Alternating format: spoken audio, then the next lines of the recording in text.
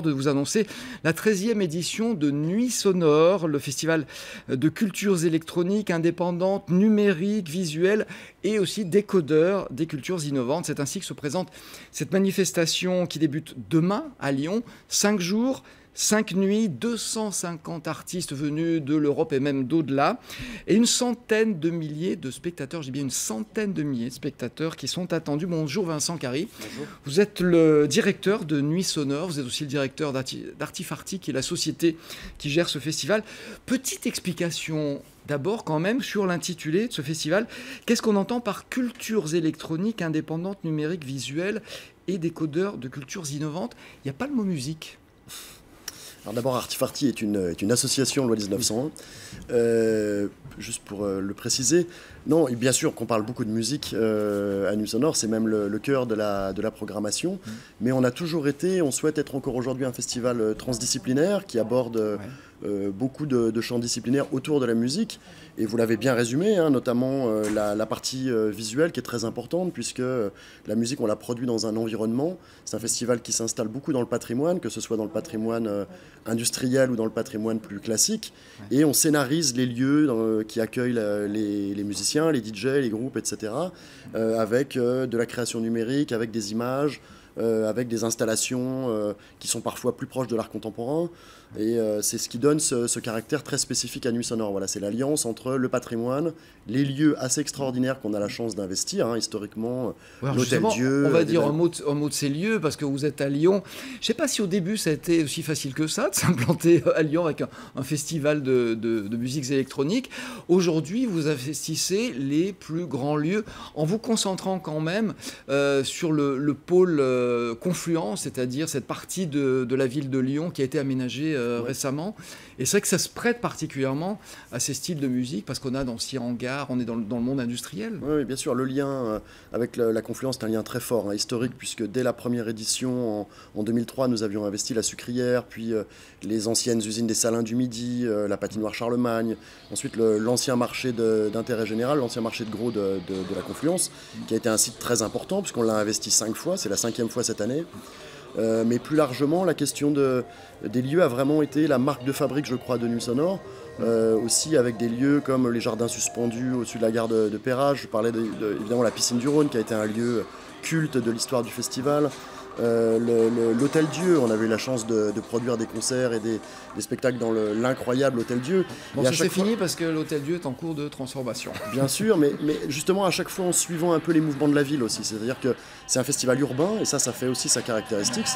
Quand on l'a créé, on avait un peu le désir finalement de le créer pas en opposition, mais disons en alternative au grand festival, ou ce qu'on appelle les mass festivals, festivals traditionnels qui se déroulent dans des grandes prairies ou dans des parcs d'exposition avec des scènes gigantesques, etc. Nous, on avait envie de beaucoup plus de proximité. On avait envie d'être un grand festival à taille humaine en quelque sorte, et donc de garder cette proximité, d'être dans des beaux lieux, d'être dans l'espace public, de pouvoir créer des parcours dans la ville et de permettre aux gens aussi de ne pas être prisonniers du festival, c'est-à-dire de pouvoir aller se poser avec leurs amis en terrasse, aller manger, rentrer et ressortir du festival assez aisément. Et donc la ville nous paraissait un terrain de jeu extraordinaire pour faire ça. C'est effectivement le paradoxe, c'est qu'on a 100 000 personnes qui viennent en 5 jours pour assister à ce festival et qu'en même temps, il peut y avoir une intimité dans certains lieux. Et effectivement, il n'y a pas cet effet de masse. Alors j'ai regardé la liste des 250 artistes invités. C'est vrai que ça paraît fou, 250 en 5 jours. D'Agoria à Zaltan, moi je ne connais que Laurent Garnier. Est-ce que c'est grave, docteur ?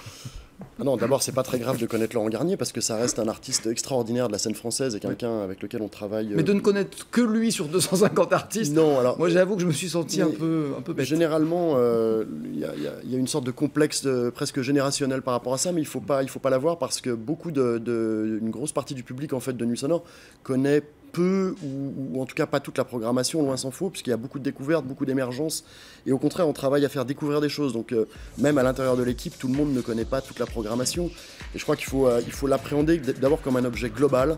On n'a jamais été un festival de tête d'affiche, on n'a jamais souhaité l'être, on n'est pas un festival de variété. Vous êtes des découvreurs. On n'est pas un festival commercial, on est là pour faire découvrir des choses, et je crois d'ailleurs que c'est ce que les gens reconnaissent comme principale qualité à ce festival. Ouais. Vous êtes des découvreurs, mais où est-ce que vous allez les chercher? Où est-ce qu'on trouve aujourd'hui ces artistes émergents? ces pépites cachées comme ça? Sur toute la planète, il y a d'abord des pays, on va dire, qui sont historiquement très forts sur la culture électronique et sur la culture indépendante. Les États-Unis, le Royaume-Uni, l'Allemagne, par exemple, la France aussi d'ailleurs, sont des pays historiquement marquants. Mais aujourd'hui, on essaye d'aller les chercher un peu plus loin et d'aller sur d'autres continents. On a notamment un lien de plus en plus fort avec le pourtour méditerranéen, avec l'Afrique, avec l'Amérique du Sud. On s'est ouvert à ce que Jean-François Bizot, le fondateur de Radio Nova actuel, appelait la sono mondiale, justement, et qui est rentré depuis quelques années assez largement dans Nuit Sonore. Le rock aussi est une culture qui est très présente dans Nuit Sonore depuis le début, le hip-hop. Voilà, aujourd'hui, il y a le web qui est le moteur de prescription principal. C'est évidemment avec Internet que la transmission de l'information, du savoir musical se partage le plus. Et puis on a la chance d'être dans une ville, Lyon, qui est extrêmement érudite. Beaucoup de gens ont une vraie culture musicale, sont très curieux, et ça c'est une vraie chance. Ça tient beaucoup au travail historique de nombreux programmateurs dans cette ville qui ont permis de défricher aussi et de faire partager beaucoup de choses. Et quand vous dites que vous allez chercher des artistes en Afrique, c'est vrai que ça peut paraître surprenant parce que c'est pas du tout dans la culture de ces pays-là, la musique électronique. C'est peut-être justement pour ça qu'on y trouve des gens qui apportent des choses nouvelles. Non, au contraire, je dirais que ça fait vraiment partie des racines, très clairement, de la musique électronique. Et la communauté historique fondatrice aux États-Unis de la techno, notamment à Détroit, etc., avait beaucoup de liens historiques avec la musique africaine, en tout cas avec un certain nombre de sonorités. Ouais. Aujourd'hui, on y revient, beaucoup d'artistes y reviennent, s'intéressent à ce qui se passe sur le continent africain. Nous, avec Nuit Sonore, on a développé un projet à Tanger, donc qui s'appelle Nuit Sonore Tanger, qui nous a permis aussi de nous réouvrir sur beaucoup de choses, de connecter des fils avec des artistes, alors plus d'artistes du Maghreb et du pourtour méditerranéen. Mais il se passe quelque chose d'assez passionnant aujourd'hui, c'est que même un tout petit artiste ou un jeune créateur qui a très peu de chances d'être vu finalement, grâce au web aujourd'hui, a une chance d'exister et de faire connaître son travail. Et ça révolutionne complètement la façon de programmer des artistes. Vous attendez donc, on l'a dit, 100 000 personnes. Elles viennent d'où ? Elles viennent d'abord beaucoup de la région Rhône-Alpes, hein, c'est une petite moitié de notre audience. Oui, quand même, j'allais dire, c'est qu'une moitié, c'est-à-dire qu'il y a quand même 50 000 personnes qui viennent d'ailleurs, qui viennent du reste du pays, éventuellement de l'étranger aussi. L'an passé, c'était 130 000 au total l'audience entre le gratuit et le payant, hein, parce qu'il y a à peu près la moitié des festivaliers qui viennent sur le payant, l'autre moitié sur le gratuit. On a beaucoup de gens de toute la France, notamment beaucoup de Parisiens. Il y a à peu près pratiquement une petite dizaine de milliers de Parisiens qui viennent, et entre 15 et 20% à peu près d'audience européenne qui viennent d'autres pays. J'aimerais qu'on dise un mot quand même de l'European Lab Forum. Alors c'est du 13 au 15 mai. C'est en parallèle de ce festival, mais c'est aussi des questions que vous avez envie de vous poser sur la culture et le financement de la culture. Oui. Parce que la culture traverse aujourd'hui une période qui est compliquée, et je pense que vous devez recevoir beaucoup d'invités qui vous le confirment, pour 3 raisons. D'abord, elle traverse de façon très complexe, on va dire, la mutation numérique, la globalisation dont on vient de parler d'ailleurs, hein, c'est aussi un sujet pour la culture très important, et puis une crise des financements publics, mais au-delà même des financements, j'ai une crise de projets publics pour la culture aujourd'hui, crise démocratique aussi. Donc c'est une bonne période pour interroger la culture. On a fait ce forum pour que la nouvelle génération d'acteurs culturels européens puisse se réunir et faire des propositions, essayer d'inventer la culture de demain. Ouais, très bien. Bon, écoutez, ça commence demain matin. Et le festival aussi, et c'est pendant 5 jours. En tout cas, merci beaucoup, Vincent Carry. Merci à vous. D'être venu nous l'annoncer. C'est à Lyon pendant 5 jours, dans 50 lieux différents. Si vous aimez ces musiques et aussi si vous avez envie de les découvrir. Comme